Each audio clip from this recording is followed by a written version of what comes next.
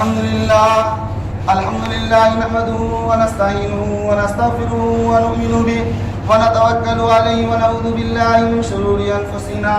ومن سيئات أعمالنا من يهده الله فلا مضل له ومن يضلل فلا هادي له ونشهد أن لا إله إلا الله وحده لا شريك له ونشهد أن سيدنا ونبينا ومولانا محمدا عبده ورسوله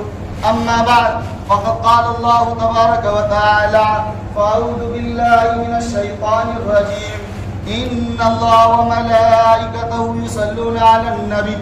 يا أيها الذين آمنوا صلوا عليه وسلموا تسليما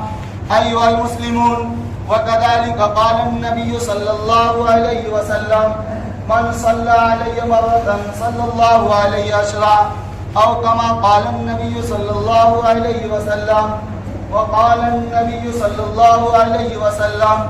أرحم أمتي بأمتي أبو بكر وأشدهم في أمر الله عمر وأصدقهم حياء عثمان وأقصاهم علي وفاطمة سيدة نساء أهل الجنة والحمزة أسد الله وأسد رسوله اللهم اغفر للعباس وولده مغفرة ظاهرة وباطنة لا تغادر ذنبا اللهم أعز الإسلام والمسلمين وأذل الشرك والمشركين ودمر أعداء الدين اللهم انصر إخواننا المستضعفين في فلسطين وفي كل مكان لهم ولا سيما من أهل الهند من المسلمين الله في أصحابي لا تتخذهم غرضا من بعدي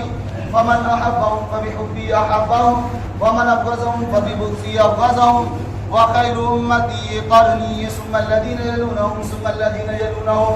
إن الله يأمر بالعدل والإحسان وإيتاء ذي القربى وينهى عن الفحشاء والمنكر والبغي يعظكم لعلكم تذكرون ولذكر الله تعالى أعلى وأولى وأعز وأجل وأتم وأهم وأكبر وأقيموا الصلاة